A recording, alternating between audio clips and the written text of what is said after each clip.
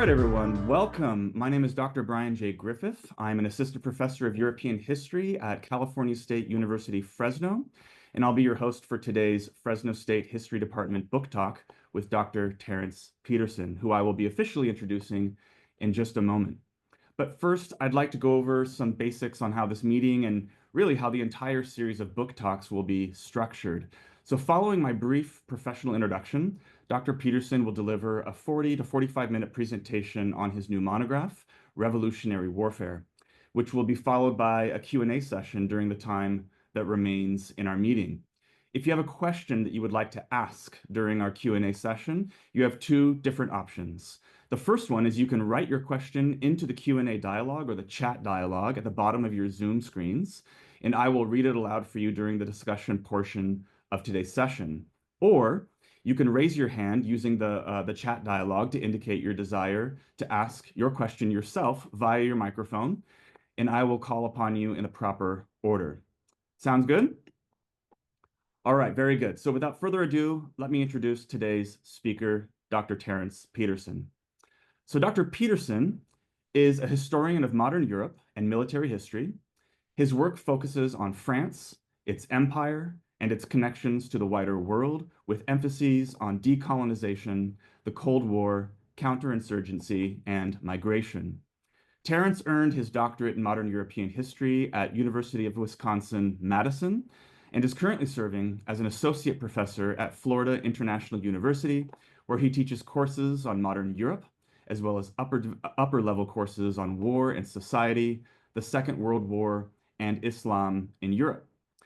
Dr. Peterson is the author of an impressive number of publications, including articles in the Journal of Contemporary History, the Journal of North African Studies, French Politics, Culture, and Society, and the Journal of Social History. In addition to these, Terrence is the author of the subject of today's virtual meeting, Revolutionary Warfare, How the Algerian War Made Modern Counterinsurgency, published by Cornell University Press this year. Now, if you would like to purchase a discounted copy of Revolutionary Warfare, you can do so via the following URL and discount code, which will give you a 30% off on your purchase. Now, Dr. Peterson's current research project, tentatively titled Soldiers Without Borders, examines the presence of US military in Italy from the Second World War to the present. As the French, British, and American militaries sought to learn from each other's post-World War II experiences of conflict, and nations in the global South sought to rapidly professionalize amidst the Cold War, Dr. Peterson's website explains, military academies became hubs for the making and maintenance of transnational exchange. Provisionally entitled Soldiers Without Borders, Allied Military Academies, and the Globalization of Strategic Culture after 1945, this project seeks to understand how such exchanges transformed and institutionalized power relationships between Europe, the United States, Latin America, and Africa. So without further ado, please join me in welcoming Dr. Terrence Peterson. Thank you. All right, I'll get those slides up there. Thank you to Brian for having me, and thank you all for joining us. You know, the book came out just a month ago, and I'm just starting to share it with folks. So it's exciting to have the opportunity to be here with you today. Okay, so in mid-May 1956, I'm going to begin with a map here of Algeria, so you can have a sense of what northern Algeria looked like in mid-May 1956. The new socialist government of France laid out a radical vision for French strategy in Algeria. Right, this North African territory, which was home to about 1 million settlers and 9 million indigenous Algerians, was considered part and parcel of France rather than a colony, but it had plunged into violent conflict with the emergence of a new nationalist organization known as the National Liberation Front, or the FLN. And this happened on All Saints' Day, 1954. Granted sweeping special powers, the government now turned to the army, not only as a weapon to crush the FLN, but also as a tool to regenerate Algerian society, strengthen its ties to metropolitan France, and win Algerians' enduring loyalty. France's enemies declared Prime Minister Guy Mollet must, quote, know the power of a strengthened French army. But this army would also bear profound reforms as a tool of goodwill alongside its more conventional weaponry. Now, in many ways, this new emphasis on winning Algerian hearts and minds marked an unprecedented shift, right? Little more than a decade earlier, in 1945, France responded to popular nationalist uprisings in the Algerian cities of Sétif and Guelma with a series of swift and brutal repressions that killed an estimated 8,000 to 17,000 Algerians. Right? Reforms promised in the aftermath were simply ignored or boldly circumvented. What had changed in the short period between 1945 and 1956? Why did the French army now see its task as one not only of conventional combat or repression, but also of social reform? And how did it seek to embrace this new role? In fact, as I began to dig my way through carton after carton of documents in French military and colonial archives, these questions only seem to multiply, right? Why did a campaign to quash anti-colonial revolution become an effort to rethink the nature of warfare itself? Why has modern warfare writ large been an exercise in development as often as it's been a combat exercise? And why has the Algerian War remained a key case study in modern counterinsurgency when French Algeria no longer remains on any map? Right? The Algerian War raged from 1954 to 1962, and it in fact played a pivotal role in the global process of decolonization. It redrew the human and geographic borders of the Mediterranean. It fatally undermined the legitimacy of French colonial rule. It rewrote the rules of international diplomacy and helped launch the Third Worldist movement for the liberation of the global South, right? But in many respects, the established narrative of the war itself remained oddly partitioned off from this global context. Historians have explored the international mobilizations in favor of Algerian independence, but they often continue to paint the actions of the French army in Algeria with a really broad brush, right? As sort of the last gasp of the same violence that shaped colonial rule from its very start, or as the product of lost soldiers who are driven to extreme by their sort of like long isolation in the dark part of Africa in the colonies, right? This sort of very old stereotype. Right? And as a result, scholars have left the meaning and the dynamics of much of the war's violence unanalyzed. Right? The story of the French response to the Algerian independence remains largely one of exceptionalism that reflects France's own claims about Algeria's special place in the French Empire. So the story that began to emerge from the archives and from dozens of interviews I conducted with historical actors in France and Algeria seemed to stand in stark contrast to these narratives, right? French officers and colonial officials were not just reactionary defenders of the status quo, but also sought to pursue their own project of radical social transformation that might preserve Algeria against the global challenges of decolonization. Likewise, they didn't approach this project in isolation, but rather did so in dialogue with a range of foreign military partners grappling with similar issues. In fact, as they drew new systems of repression and surveillance together with a program of armed social reform into a sort of coherent doctrine, the French army looked abroad, not just for inspiration, but to promote its practices as a universal response to the social upheavals of the era. So, as I argue in the book, right, French officers' efforts to transform warfare into an exercise in social engineering not only shaped how the Algerian War unfolded from its very start, but also helped forge a paradigm of warfare that has dominated from the Cold War to our present day, namely counterinsurgency. Right, so to give you a sense of the book's arc and arguments, I want to briefly explore the origins and developments of the French army strategy in Algeria, which was called pacification, right? And I want to emphasize that pacification was not just a euphemism for violence, right? It was plenty violent, right? But it was also a set of practices and institutions that sought to dismantle Algerian social structures and rebuild them from the ground up, right? With the end goal of undercutting support for the revolution and binding Algerians more closely to the French state. All right, so first I'm going to talk about the sort of broad context of colonial reform that framed the war, and sort of the way that colonial civilian officials came to see the army as a vehicle for social change. Second, I'm going to look at how this reformist project converged with a particular French understanding of the Cold War into a coherent operational doctrine by 1957. Then I'm going to zoom in to look at the ways that one of these pacification programs, known as the MC, worked on the ground and the sorts of tensions that its operations generated.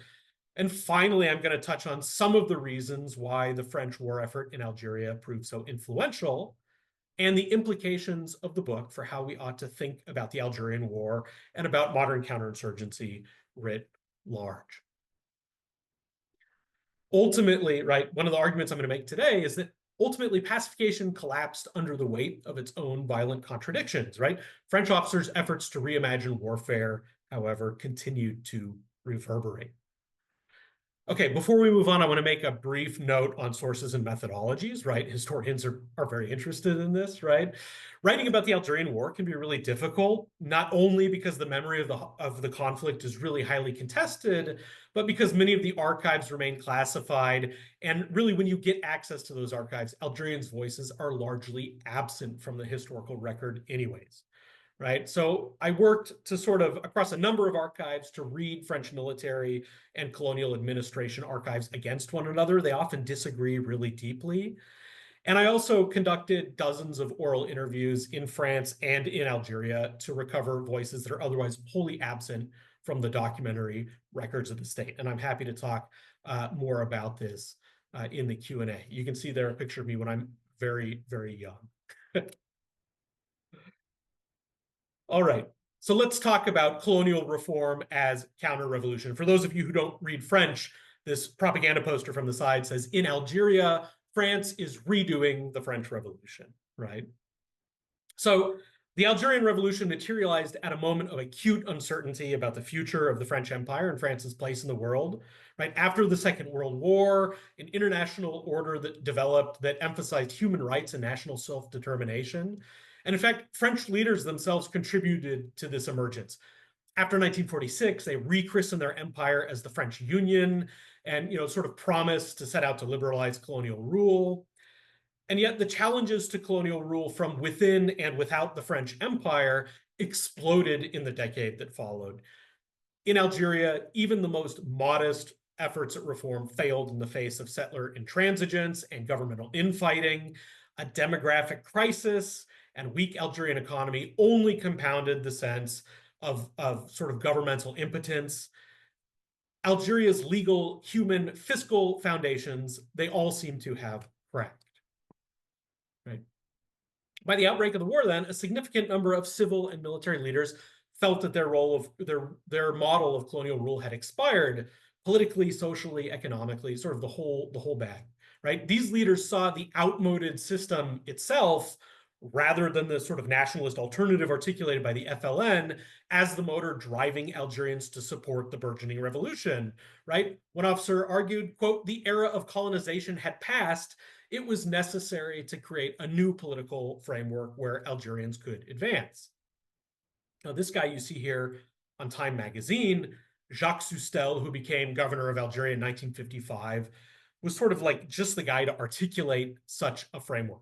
Right? Soustelle's not really your typical colonial officer. He's a member of the French resistance. He's a close ally of Charles de Gaulle. What's sort of more interesting, right, is he's an ethnologist who'd participated in efforts to promote indigenous people's rights during his field work in Mexico, right? So sort of an odd guy to become governor general. And from his earliest days in office, Soustelle calls France to admit the sort of structural role that racial discrimination had played within colonial society, really is the foundation for a counter effort to promote and the equality of Algerians, right? He lays out a broad slate of reforms aimed at harmonizing Algeria's legal code and economy with metropolitan France, a sort of like European integration style incorporation of the two territories that he really aptly names integration, right? And you can get a sense of sort of the emphasis of his project from this piece of propaganda here about developing the oil works at Hassi Massaoud and some of the images that'll follow. Now, rhetorically, this is not a radical shift, right? The French state had long justified colonialism as a civilizing mission aimed at uplifting colonized peoples under European tutelage, right? And this vision of empire that Soustelle now articulates reasserts that vision. You can see it most palpably here on the right-hand side of your screen, where you've got a propaganda poster from 1959 where Algeria is represented really as a child incapable of governing itself, like being led up the steps of time by Charles de Gaulle. You can see the 3 stars on his sleeve. Where Soustelle differs, though, which is interesting, is in his insistence that the creation of a truly equal society in Algeria requires more than a mere extension of rights. In fact, Algerians have been technically full citizens since 1947, right? In his view, in fact, it also requires a comprehensive effort to reduce social and economic disparities, open access for education, employment, and social assistance, right? He argues, quote, that banning all discrimination to Algerians' detriment is not enough. We must not hesitate to establish discrimination to their advantage where necessary. Right? What this means in practical terms is a project of intense state intervention aimed at land reform, economic modernization, education, social welfare, workforce development for Algerians, right? In other words, this idea of integration is going to drive Soustelle and all the administrators who come after him to see liberalizing reforms, even if they're coerced, as an integral part of the war effort against the FLN. Right. So from early in the war, Soustelle and his peers already framed their response to the FLN as a response or as an effort to regenerate colonial society rather than to just repress a sort of insurgent enemy. You can see they're promising, 250,000 hectares of new work, new land, work for everybody, and of course, the old canard, the modernization of Algerian women. We'll come back to that in a minute. The problem, of course, is that Soustelle doesn't actually have the power to carry out these reforms, right? The sort of first reason is that the civil administration lacks boots on the ground. And the second reason is that he faces the opposition of a really powerful settler lobby who has long blocked any kind of reform, right? And they are not going to just sort of stand aside because Soustelle's there. So he has to find a workaround, right? Soustelle aims to solve the first problem with these guys you see on your screen. He creates a new corps of officers modeled on the 19th century Arab bureaus who exercise both civil and military powers in rural areas where the state doesn't really have a presence. These officers are called the Section Administrative Spécialisée, or the SAS, right? And Soustelle sees these officers as really as the building blocks of a new administration, right? In his words, the quote, beating heart of France in each douar, which is the sort of the basic administrative unit in Algeria. His successor, Robert Lacoste, by the way, I love this photo of Robert Lacoste. They've just discovered oil in Hassi Massaoud in the Sahara. He is so excited here. You can feel it, right? That's all he really cares about, right?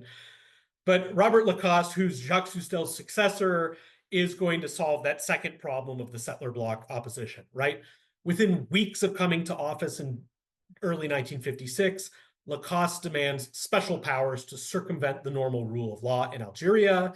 Really, this is going to allow the French army to operate unencumbered, and French legislators grant this permission overwhelmingly.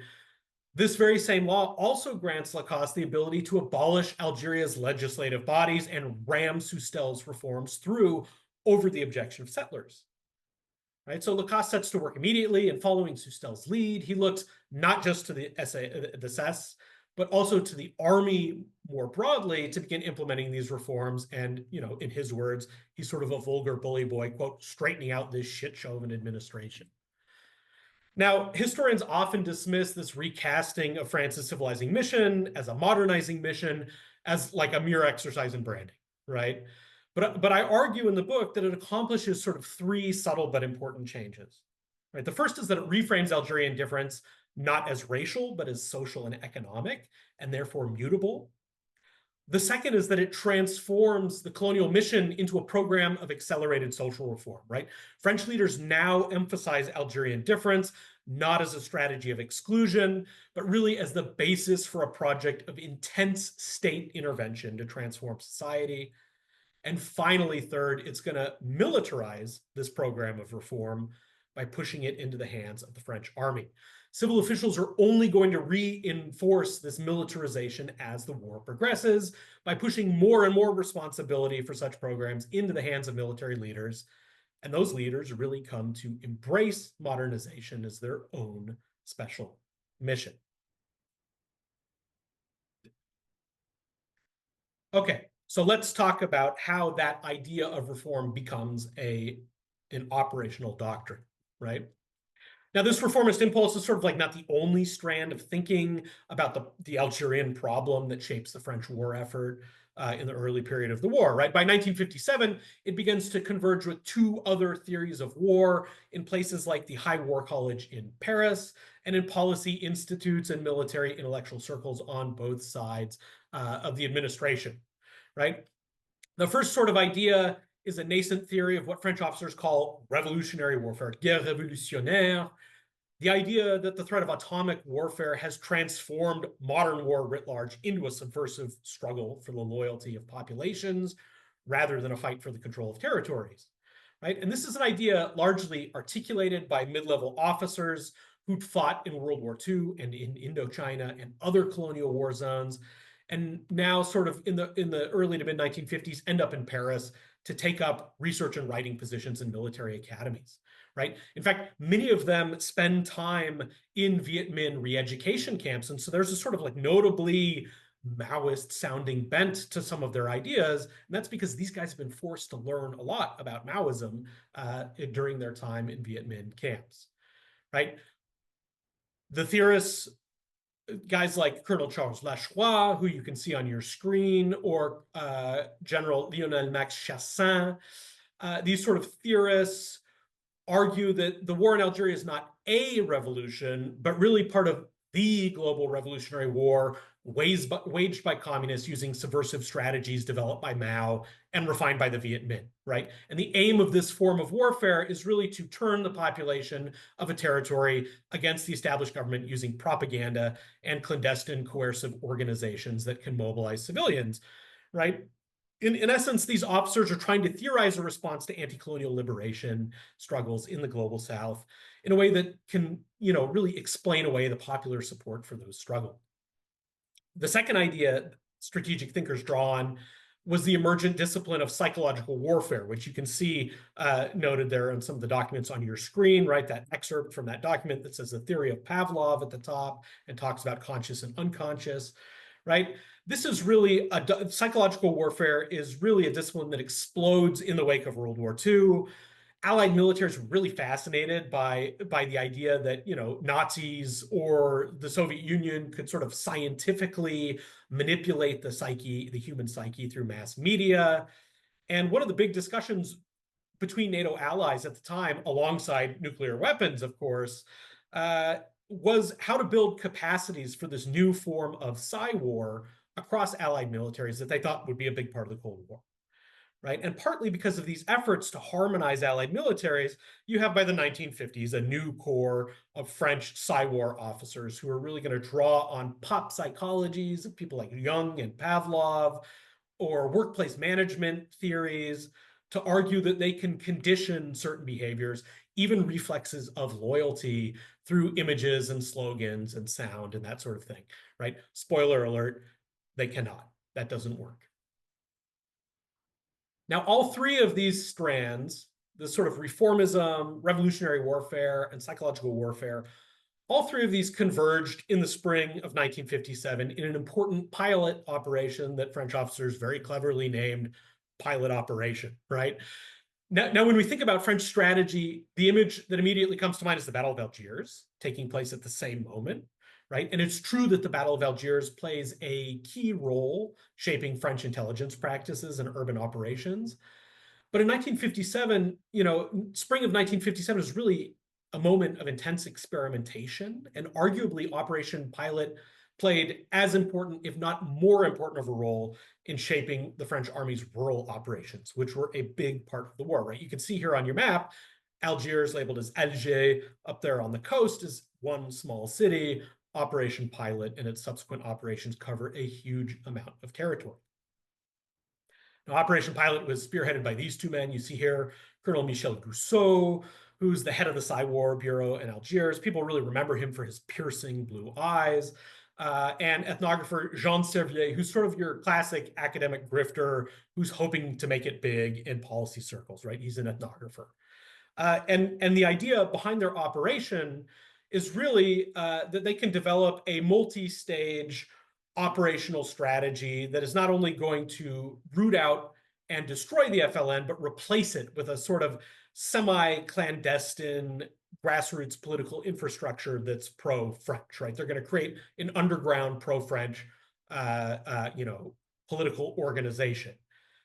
And here, Gousseau and Servier set out to appropriate what they saw as the methods of their adversaries by setting up programs that target distinct social groups for mobilization, right? This is where they're getting that Maoist idea. They're really taking an idea from Charles Lacroix, who's trying to understand the Viet Minh called parallel hierarchies, right? The idea that you set up these clandestine parallel hierarchies and they can enmesh the whole population in a sort of propaganda and mobilization apparatus. Right, so what they do is they create self-defense militias for men, medical and social services for women. You can see Servier here is standing in front of the medical assistant truck with one of those teams. They create sports groups for children, and they seek to replace the traditional village council in Algeria, the Jema, with an entirely pro-French network of agents recruited locally and secretly trained by the Psy-War Bureau. Right. And what Gousseau and Servier hope to accomplish is to build a grassroots infrastructure that's going to immunize Algerian society against subversion that they really see as coming from the outside. Right. They also hope it's going to serve as a tool to transform Algerian society along French lines as part of this grand top-down modernizing project that Soustelle first articulates. Now, it's important to note that this effort did not replace the forms of repressive violence, such as torture or forced mass resettlement that characterized the war, right? And I can talk about either of those later. But it really served to complement them, right? You can see here up at the top of your screen in French, the French army has two missions: destroy and construct, détruire, construire, right? And the French command argued that this dual mandate really existed first to destroy Algerian social structures that had been commandeered by the FLN, and then to construct a sort of utopian new Algeria tied ever more closely to France. And what Pilot and its follow-up operations allowed them to do was fashion all the various practices that they had tested out through 1957 into a single operational doctrine that remained the basis of French strategy through the end of the war, right? So all the insights from the Battle of Algiers, the stuff from Pilot, the youth sports groups, which really come from a different operation called Trident around the city of Constantine. All of this becomes this multi-step doctrine of pacification that really focuses as much on mobilizing civilians as it did on combating an insurgent enemy, right? And you can see here sort of one of the first versions of that doctrine written out. There's multiple versions that are sort of published throughout the war, right? And this is the model that the army then sets out to spread across the whole of Algeria. And importantly, it's also the model the French army begins to proselytize to their allies through a series of individual and group visits to active combat zones in Algeria. Here you can see this document is actually published for a presentation at the Supreme Headquarters of the Allied Powers of Europe in November 1957. And it's also spread about by military advisors that the French army sends abroad to other militaries and their high war colleges to really teach them about what the French army is doing in Algeria. This map comes from this presentation at Shape. That's what you see on the cover of the book. Okay. So you have a sort of top-down view of how French strategy is developing. What do these pacification programs actually look like on the ground? The sort of short answer is that the French army fashioned a whole series of practices and institutions as they sort of struggle to institute their vision of armed social reform, right? Each time one of these programs fails to live up to the aspirations of French officers, their solution is to create another one. So you have sort of a proliferation of programs on the ground. But I do want to pause here for a moment and zoom in on one program known as the Itinerant Medical Social Teams, or MCEMSI, to give you a sense of sort of the general thrust of the Army's action and the convoluted social relations that it created on the ground. Now, Servier and Gousseau created the MC to target rural women, right? Here, again, if we go back, this is Servier in front of this medical social Jeep, right? You can see it says medical social rural assistance on it. He creates these teams early on. They're made up of European and Algerian women recruited locally to work as social workers. And they sort of circulate the countryside offering medical assistance and instruction in hygiene, infant care, basic nutrition, all these sorts of things aimed at making the bodies of Algerians cleaner, healthier, and more orderly. And during their weekly visits, MC focus on managing the intimate habits of daily life, right? They bathe children, they instruct mothers how to properly swaddle babies, they check to see if homes are properly cleaned. They also host communal gatherings for women. You can see one pictured here in July 1958, where they teach French, they teach household economics, they teach civics lessons, right? And these meetings really allowed them to collect intelligence and disseminate propaganda. That's sort of the first purpose of the meetings. But as the program grows, French officers come to see them also as a means to cumulatively teach Algerians the attitudes and comportments that they'll need to participate in the industrialized consumer society that the army hopes it's going to create with all these reforms, right? The ultimate goal of sorts is to get, for the MC, is to create local women's committees so Algerian women can take over this action themselves, right? That's that grassroots infrastructure. Now, this focus on social work stems from the fact that French officers sort of read support for the FLN's guerrilla war through a gendered lens of social disorder. So, for example, French officers interpret the Muslim veil as a sign of the same sort of domineering, excessive masculinity that left Algerian men, in their eyes, vulnerable to the temptations of armed rebellion. Likewise, they see in the idle, out-of-work bodies of rural young men not the effects of dire poverty or endemic unemployment, but really a sort of a learned cultural laziness rooted in the moral underdevelopment of agrarian Algerian society, right? There's a lot of, you get a sense of the sort of racial baggage of empire that's really influencing their vision here. But French officers also reason if they can rebuild Algerian society around the model of the French nuclear family, rather than the sort of extended kinship structures that typify Algeria, they could restore social order and encourage a rapprochement between Algerian settlers, Algerians, and metropolitan French.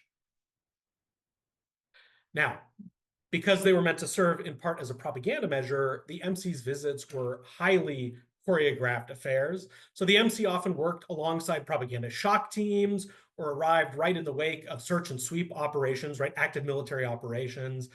And the visit of an MC to the village of Beni Choumeran, which you see here on June 30th, 1957, was really sort of like typical of these operations, right?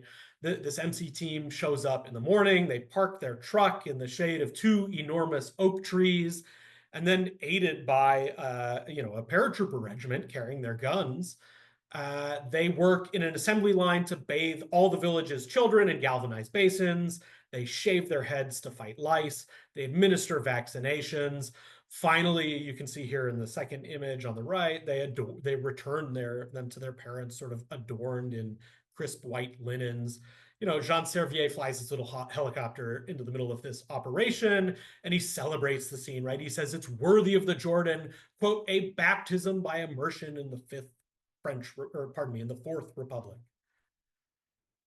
Now, it's worth noting for a moment, though, that the propaganda images offer a more ambiguous picture of the event, right? These are taken by a propaganda photographer, so they're sort of hard to read the reality, right? They're filtered through that view, but they're never published. And many of the photos depict a much more ambiguous scene.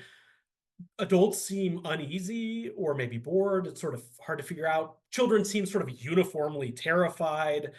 There are all these leering soldiers just hanging about as kids are stripped publicly, roughly, handled by the team's personnel. Their heads are shaved regardless of gender, right?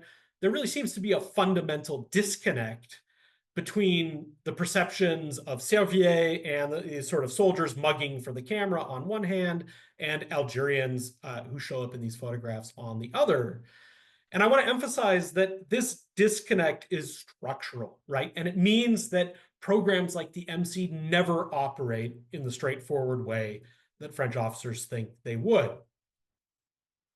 Right? So from 1958 to 1961, Algerians actually engage with these programs in large numbers, right? French officers read that engagement as a sort of straightforward indicator of their ability to mobilize Algerians and the success of that ability, right? And in fact, Algerians' willingness or need, right, to engage with these programs often help drive the rapid expansion of these forms of armed social work. They really push it to the center of the French war effort.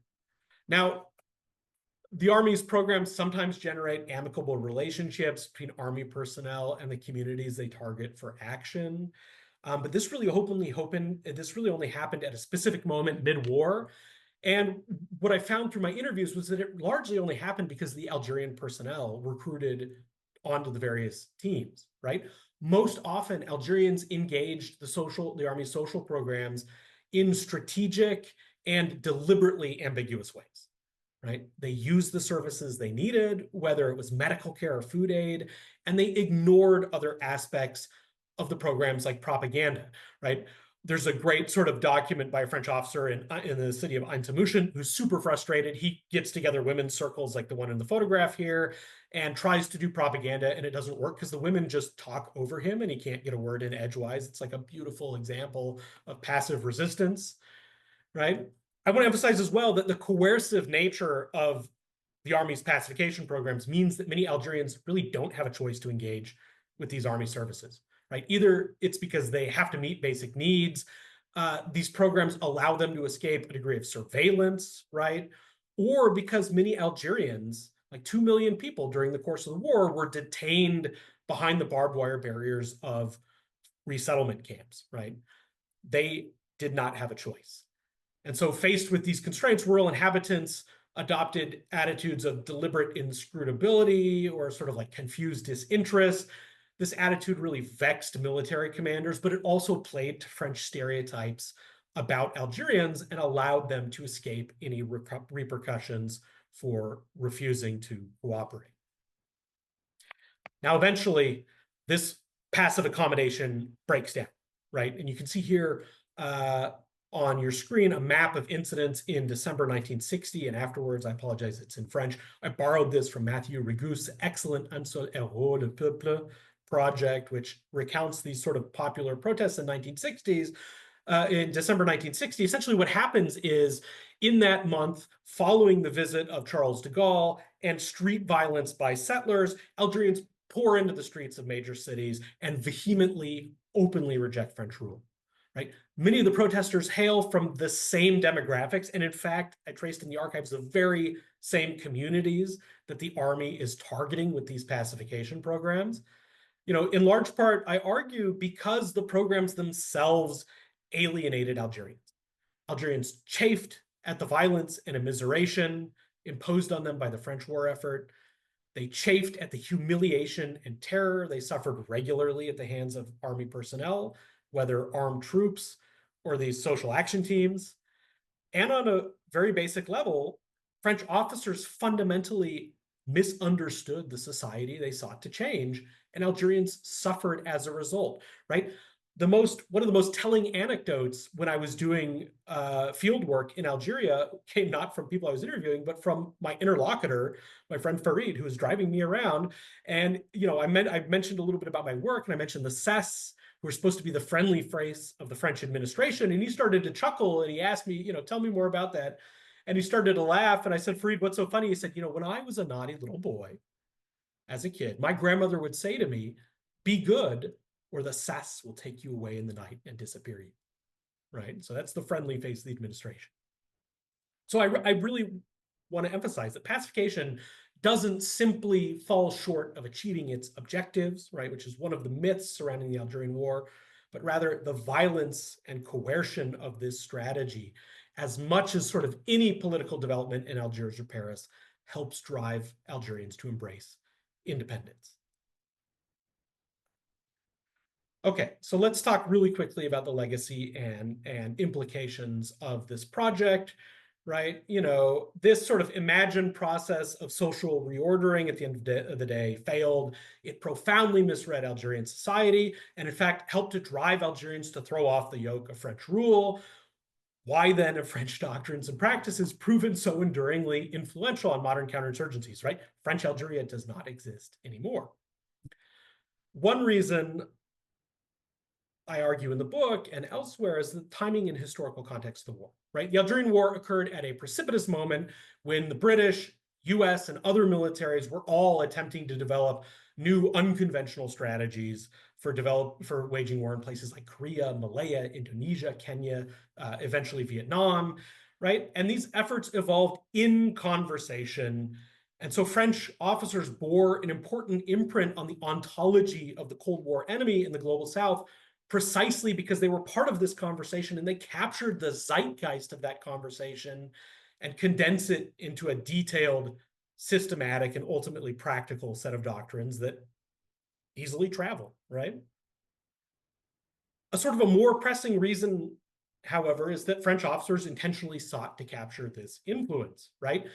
Through both official and unofficial channels, French officers promoted the doctrines and practices they formulated in Algeria as universal solutions to the revolutionary upheavals of their era, right? Officially, by bringing dozens of foreign officers from Britain, the US, Argentina, Belgium, Brazil, Iran, Israel, Spain, Portugal, and other countries on observational training visits to Algeria itself, right? They began these with Operation Pilot. They take foreign officers to Operation Pilot as it's still unfolding in 1957. As I mentioned earlier, they also send advisory training missions to the general staff or military academies of many of those same countries after the war has ended. But they also unofficially spread their influence as officers whose active duty careers, some of whom you can see up here on the screen, ended with the war, right? They're done serving in an official capacity. They after the war, set out to gain a foothold in the policy world by sharing their ideas, right? In the middle, Lieutenant Colonel Roger Trinquier comes to mind. His book, Modern Warfare, remains a standard text on the topic. It's still taught in professional military education programs. So too, David Galula, the guy with the glasses on the right-hand side of the screen, his thinking bore actually no imprint whatsoever on French strategy during the war, but he found an eager audience afterwards within US defense circles on the cusp of the Vietnam War, right? What does David Galula do for a job before he ends up in Algeria? He's a liaison worker. He's a liaison officer working with the Americans. So he knows his audience really well. And it's unsurprising when he writes for that audience that it continues to grab their attention for a long time. And one person whose attention it grabs is General David Petraeus. You can see on the left-hand side of the screen, who resurrects Galula from obscurity in the early 2000s and draws heavily on his ideas to develop his ideas for the surge in Iraq. And many of the myths and omissions that continue to define the stories we tell about the Algerian War are products of the sort of spin by French officers themselves as they seek to market their ideas to audiences abroad. So what are the sort of implications of the book for how we think about the Algerian War and about modern warfare writ large? I think the first is fairly obvious, that we need to rethink well-worn narratives of the French army amidst the Algerian War, right? Armed social reform is not just a supplement to the main action of repression, but shapes the French war effort from the very start. And we can't understand the dynamics of the war's violence or the conflict's evolution without telling the stories of these programs, right? They're an integral part of the war effort. Second, I think, this is me wearing my historian's cap. I think we need to move past an understanding of counterinsurgency as a universal trans-historical category of war that looks the same across time and space, right? We need to approach well-worn narratives more critically, read texts by counterinsurgency theorists more critically, more skeptically, right?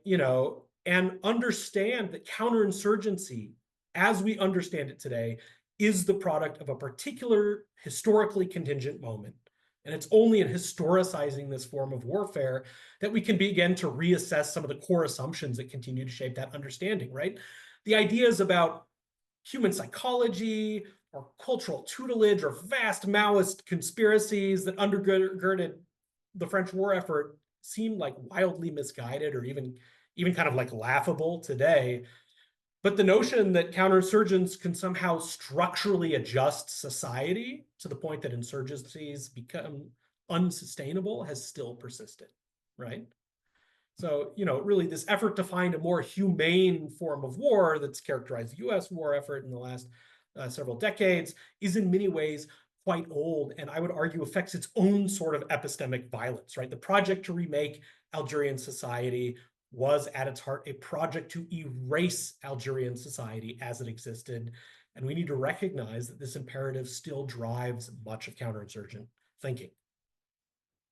Finally, and I promise I'm almost done, the story of pacification is ultimately a Franco-Algerian story, right? So I've emphasized the global elements here, but I want to emphasize that, as good as historians have often been about picking apart the actions of the French army or the FLN, I think the hard work of writing the history of Algerian society itself amidst this turmoil, right? The history of the people who endured this form of warfare has only just begun, right? If counterinsurgency is a war on and through civilians, then the kind of work this book and several others by Malika Rahal and other historians, right? The kind of work that we've begun to do to reconstruct the really complicated social dynamics of the war remain really urgent. Right? French officers proved ironically prescient, right? By making Algerians themselves the focus of a brutal 8-year war effort, the French army ensured that they themselves would ensure its outcome. And it's only by understanding them that we can truly understand the war. Thank you so much. Thank you so much, Dr. Peterson, for that fascinating presentation on revolutionary warfare, which I have, luckily, a copy here for myself. If you would like to purchase a copy of this book, you can do so by clicking on the URL that I've just shared to the chat dialog and being sure to also copy and paste that 30% off discount code, which you can use in the point of purchase on the shopping cart at Cornell University Press's website. All right, we have a number of questions already. I'm actually going to start first with Adam Jick, who asks, where was the SAS recruited from? Metropolitan France? Were there any meaningful number of settlers, Arabs? Yeah, so the idea of the SAS is that they are going to be Arabophone or speak Amazigh or Kabyle languages. And you have a sort of, the earliest officers are recruited from Affaires Indigènes, so Indigenous Affairs Bureau in Morocco, actually. Morocco's just becoming independent. You have all these colonial officers who have been there fighting since Morocco, or since the Rif War, right? And sort of working out these on new sort of ideas about administration on the ground. And so a certain number come from there, but a very limited number. And the French army does not recruit North Africans to serve as SAS officers. It recruits very many of them to serve as auxiliaries, right, to the SAS. A lot of them are from the metropole, draftees. A lot of polytechnic school officers who have to serve some sort of role are then drafted into the SAS. So, you have a sort of range of folks who go from sort of the end of the spectrum that they're very familiar with North Africa to not familiar with North Africa at all. But what they share is sort of this general reformist vision, right? They're recruited into that service. They join that service because they believe in this sort of reformist vision. Great. Thank you for that reply. Danny Kim is next. Oh, hi. First, congratulations from one Badger to another. Yeah. Thanks. But yeah, so I thought it was a fascinating talk. One of the things I was curious about, just as a non-specialist and kind of outsider to this field, is that you mentioned some of this concern about collaboration between, let's say, like the Viet Minh and the Algerian resistance in terms of tactics, right? Guerrilla tactics. But I'm wondering from the point of the anti-colonial movement itself, to what extent do you see Vietnamese activists and Algerians or even Maoists cooperating? And then do you see the pan-Arab element of Arab socialism actually creating barriers that preclude additional cooperation within some of these anti-colonial movements? So thank you.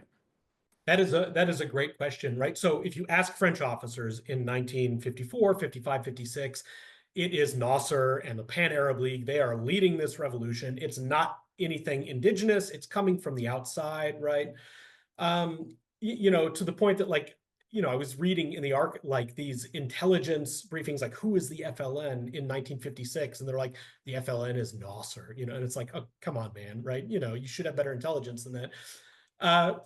But one of the things that's really interesting is that the FLN, they have this strategy to internationalize the war and reach out diplomatically, but they understand that if they come off as actually having ties to communist states or communist movements, that'll be damaging for them. So they walk this really fine line where they talk about their own brand of socialism and actually really even refuse to take aid. Finally, in 1950, it's either 58 or 59, they accept aid from the new North Vietnamese state, but before that they're very sort of cautious about engaging in that in any way. The sort of one point where they converge is that you have this Algerian Communist Party militia that's off in the mountains of the Warsaini fighting on its own, and they get folded into the FLN. But other than that, the FLN is very careful until very late in the war in saying that we don't have actual ties to communists. And part of the reason for that is that they're courting public opinion of Americans, of other people in the world. They really become a core of this non-aligned movement, in part because of that strategy. Great, thank you for that. Next, I believe we've got Tyson Lanou. Hi. Just want to echo, I was, really, really enjoyed the presentation. I'm looking forward to reading the book. So as someone, I work on colonialism and environment in Algeria, and I was really fascinated by the destruire construire sort of dynamic of this aspect of the war. And I guess my question, a lot of your work, it seems to focus on the aspects of hygiene, aspects of culture, and I'm wondering if you, in your research, came across anything that related to applications of this to infrastructure, urban planning, those types of things, in the same framework of demolishing things that are associated with either the FLN or with this sort of radical Algerian nationalist sentiment, and in constructing something that is this utopian sort of pushing for a greater unity between Algeria and the metropole. I'm wondering if you came across anything on that. Yeah, so I mean, from sort of 1956 onwards, the French colonial state spends huge amounts of money. And when the sort of document I showed you that has the map from the cover of the book, 10 pages of that document that they present at SHAPE, at the Supreme Headquarters of the Allied Powers of Europe, are pictures of new buildings that they built. New bridges, new oil wells in Hassi Massaoud that they're super proud of, new hospitals, right? And their sort of big argument is that they're going to literally build a new Algeria. They're going to build all the schools and hospitals and roads and modern infrastructure they've never built, right? And so And this involves, it'd be interesting for you, I think, a lot of environmental damage. They're plowing like new roads through mountainsides. They're building hydroelectric dams, right? Miriam Davis has written a great book called Market of Civilization that touches on some of these economic reforms. She's looking more at consumer goods, but this is absolutely a big part of that war effort is to, the idea is that the French argue that Algeria is not separate. It's concomitant with the metropole, like part of France in the same way that Alaska is part of the United States. But like economically and infrastructurally, that's not true. And so they're trying to catch all that up in these 8 years and make it a reality. So absolutely, there's a ton of infrastructure building going on. Very interesting. Thank you. All right, next we have a question from Daniel Wegland. He writes, in Matthias's book on Galula, he recounts a debate via the archives between SAS officers in Galula over how to interpret civilian reaction to these efforts on the ground. Was there a process for arbitrating between such different assessments of success or challenges? And what types of data or arguments seem to win the arguments within the bureaucracy? So, I mean, it's sort of hard in the archives because sometimes the intelligence bureaus would do like man on the street surveys, right? And they would capture Algerians' actual voice. They would ask them questions. They'd sometimes have North African personnel pose the questions in Arabic, so they'd capture, Algerians, however real opinion you want to judge that to be, right? A lot of the times, though, it was just SAS officers reporting, like, here's how this worked, and it worked great, and everybody loved me, and it was super, super good, right? And one of the things you notice in the archives is that assessments about the reactions of Algerians to these programs tend to get more and more positive as they're forwarded up the chain of command, right? So, it was really interesting for me to read, like, SAS officers on the ground are often very pessimistic about what they're doing, right? And then as the reports make their way up, they get a progressively more optimistic sheen, to the point that the military command and civilian command in Algeria are like, everything's great. This totally works. We can measure, like 80 women went to the women's circle in this district this month. And that means we've won the population and they're loyal now. And, you guys saw that map, that multicolored map on the slide I showed when we talked about pacification. They would create these maps to sort of grade how pacified a region was based on that sort of aggregated report. So, the sort of short answer is like, the French army didn't really have a good sense at all. And the most helpful thing that I found for getting Algerians' opinions was talking to Algerians themselves. Makes sense, right? But also like hearing the kinds of stories that they would tell about those officers, which would often stand in really stark contrast to the kinds of stories those officers would tell about themselves when I spoke to them. All right, great. We have a question from Sarah Mekidek. Sarah? Yes, hi. First of all, I want to thank you for this presentation, and I'm looking forward to reading your book. And as an Algerian myself, I am going to be completely biased here and try to jump on some keynotes you mentioned. So I guess, as you mentioned it before, the claim that the French colonization itself being there to rebuild the Algerian culture for us as Algerians is the biggest lie there is. And I guess that's one of the major points why the Algerian population never followed the French colonization in whatever the projects they tried to implement.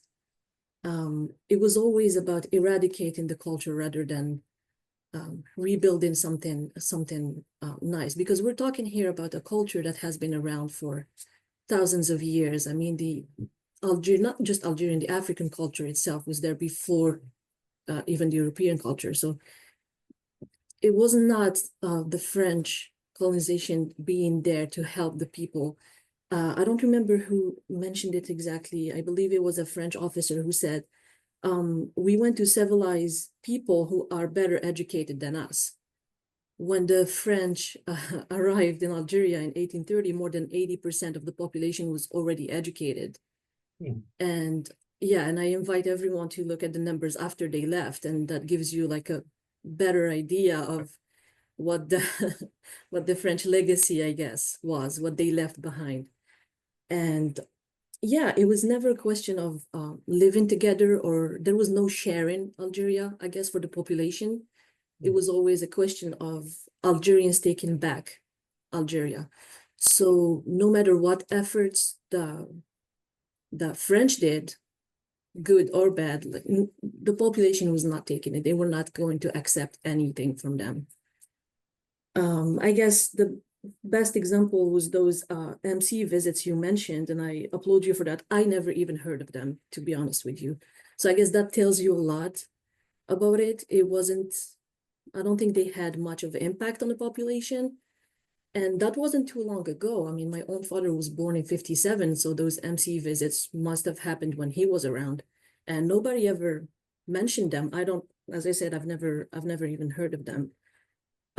So yes, the war, I guess that's what the French wanted to believe, that the war started in 54, so we're gonna try to make this work, but it's not true. I mean, the war was ongoing since day one. It was ongoing from 1830.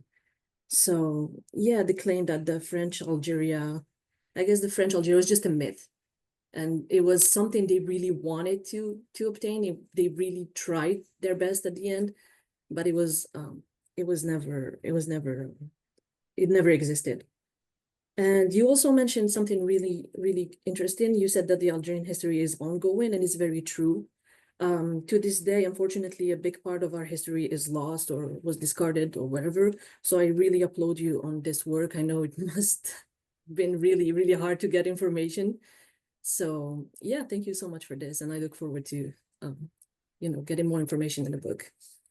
Thanks. I mean, one of the difficulties I encountered when I went to Algeria was that I never got permission to go into the Algerian archives from the Algerian state.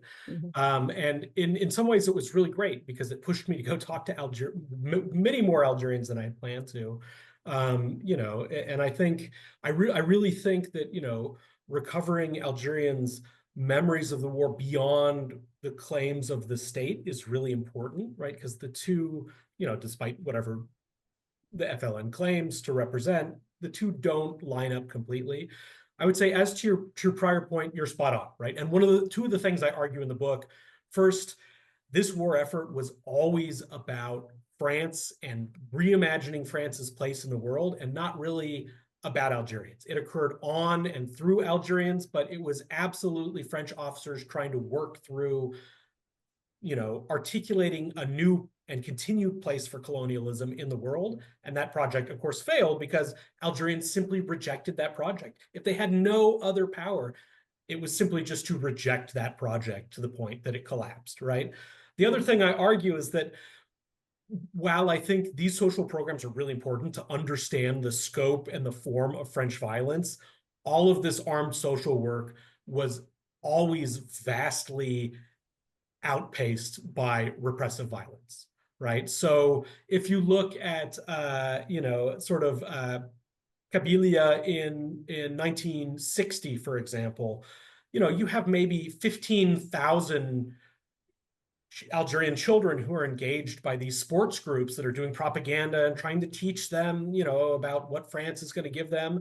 You have at the same moment, right, 15,000 kids, right? At the same moment, 150,000 people in barbed wire resettlement camps, right? That,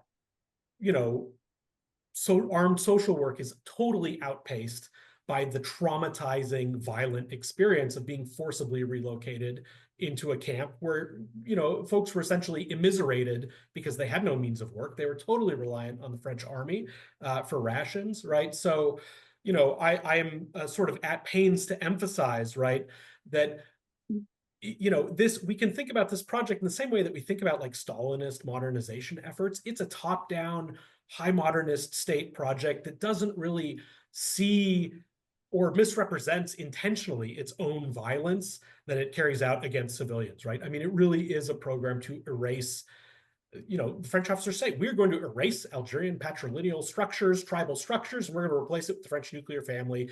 And they understand that to be a forcible erasure, right? So you're absolutely right in what you say. And I thank you for emphasizing that. Great, thank you for that. I can see we have one question from Joe Adamczyk again. I just want to remind everyone we're getting close to the end of our meeting, so if anyone has any additional questions, go ahead and indicate your interest in the chat dialogue now. Before I get to Joe, I just want to quickly follow up on something that was just mentioned in that last exchange, and that has to do with the oral histories that you collected, which I was really interested in. How many do you have?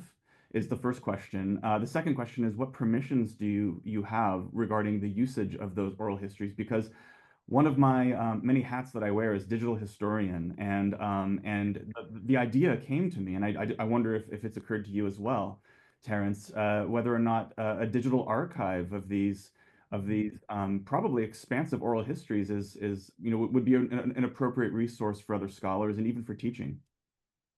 Yeah, I mean, I have probably 10 to 15, and I've been thinking about this myself. It's sort of a difficult question, right? One of the people I interviewed was Si Lakhdar Bouraga, who was an FLN leader in, what was the Orléansville is now the Schlef region, or was always the Schlef region of Algeria. The French renamed it, right? One of the regions where Operation Pilot is taking place. And Si Lakhdar Bouraga became a really important participant in the recent wave of protests in Algeria, right? And then unfortunately passed away from illness. And I do not want that testimony to get lost. And I'm trying to figure out a way to get a hold of his family so that I can ask so I can share it with them. Someone can have these sort of records that I've recorded. So yeah, it's important to me as well. Great. Awesome. All right, Joe Adamczyk would like to ask one last question. One last question. I'm obviously much older than you people, and this entire presentation you could substitute the word Vietnam for Algeria, and it brings back horrible memories. Didn't anybody learn anything from it? Well, my first question is, do you people of your age recognize that this all tracks to Vietnam and then on to, I mean, Sarah, with all due respect, and I'm not downplaying what you said, but you could have been Vietnamese and said the same thing about Americans. This is disheartening. All right, I'll go back to being a quiet boomer. So, I just want to say that he's absolutely right. I guess Yeah. What happens in the French-Algerian War, the same thing can be said about every war that ever happened in history, and every local population would have basically the same stories to tell, or the same speech to speak. So yeah, I guess we need to learn from that. Yeah, you're absolutely right. So I would say, I opened the book actually with Robert Comer, who loves what the French are doing. And so he absolutely learns the wrong lesson, right? He reads a sort of unpublished manuscript of Trenquier's Modern Warfare, and he argues that this is like the handbook for Vietnam. And in fact, the Strategic Villages program is modeled in part on what the French are doing, but also the British, right? One of the things I'm not arguing with this book is that the French are somehow first, and then other people inherit these practices directly from them whole cloth. Rather, what I want to try to emphasize is that in this particular moment, Western militaries are talking to each other and sharing ideas. The reason why Kenya looks like Algeria looks like Vietnam is that all of these Western officers, they're looking at the global phenomenon of decolonization, and they form their own sort of global movement in response. They are sharing all of these ideas. Very famously, in 1964, there's a conference at the Rand Corporation where Rand brings in all these notable British, French, and American counterinsurgents, right? Robert Thompson, David Galula, these guys, and they sit down together and they formulate a definition of this new form of warfare, which they name counterinsurgency. and they sort of list the characters of that war, right? And so the very idea of counterinsurgency itself, right? We can talk about models of irregular warfare or unconventional warfare, right? All those ignore the fact that like most wars fought for the past several hundred years are in colonial spaces and look very similar, right? But you know, they come up with this idea of counterinsurgency together, sort of in conversation in the same moment, right? So I argue not that the French are like the first and influence everybody else, but that they are a prominent and influential part of this conversation and bear an imprint on it, right? So Vietnam looks a lot like Algeria, again, because the US and French militaries are literally collaborating. They're in conversation. What, you know, they fly French officers to go teach at Fort Bragg and Fort Benning before they head to Indochina or in Vietnam. Great. Well, this has been an absolutely fascinating presentation and discussion. And Dr. Terrence Peterson, thank you so much for being a guest on the Fresno State Book Talk series. Thank you for having me.